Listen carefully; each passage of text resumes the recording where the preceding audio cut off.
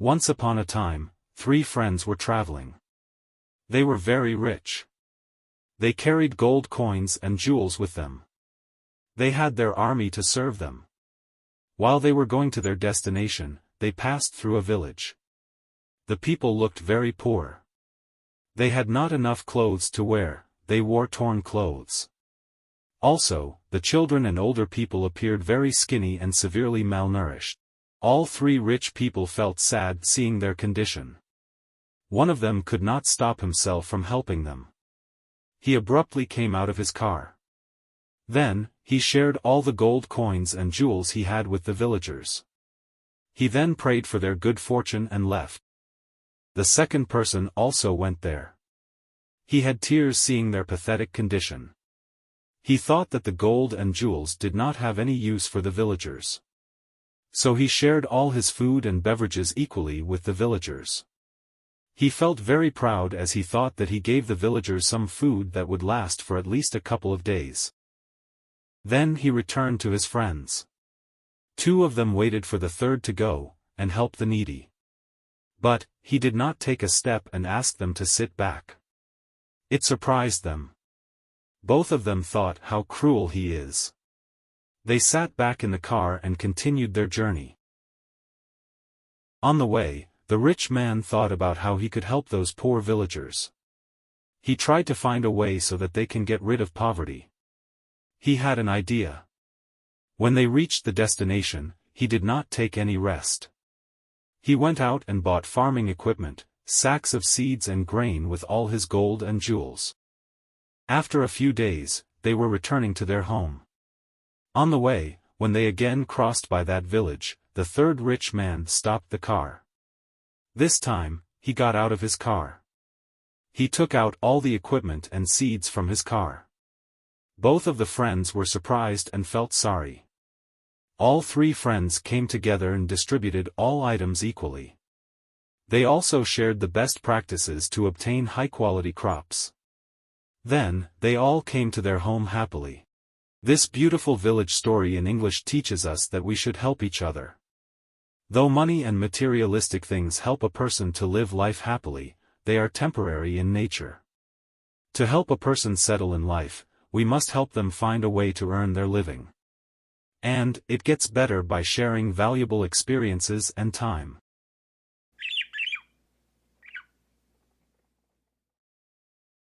Many years ago, a king lived in a beautiful city. He had a very beautiful garden. In the garden, there was an apple tree that bore golden apples. The king was very particular about the number of apples growing on it. But one morning one apple was missing. King became angry. He ordered the gardener to keep an eye on the tree. The gardener appointed his elder son for night duty. But, he slept at midnight, and the next day another apple was gone.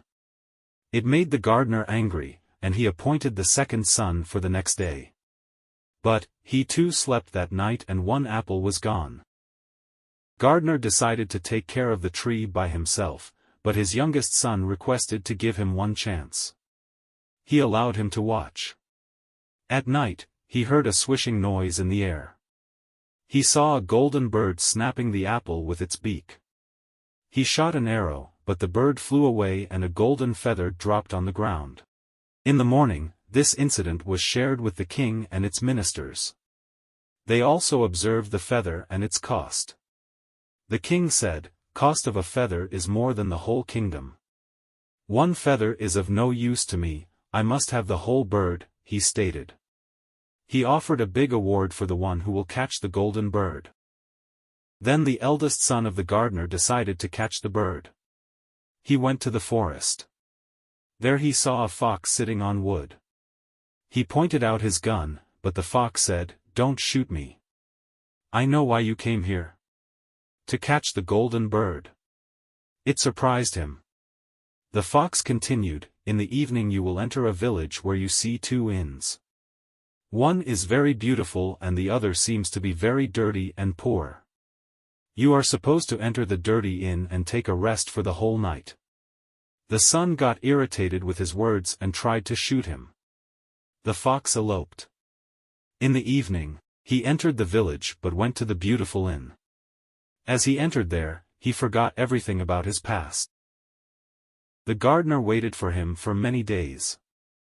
Later, he got worried and set out for his second son to catch the bird and find his brother. But the same thing happened to him. He also met with the fox, attracted to the charming inn, and entered it. As he entered, he lost all his past. Days passed, the youngest and most lovable son wished to catch the golden bird.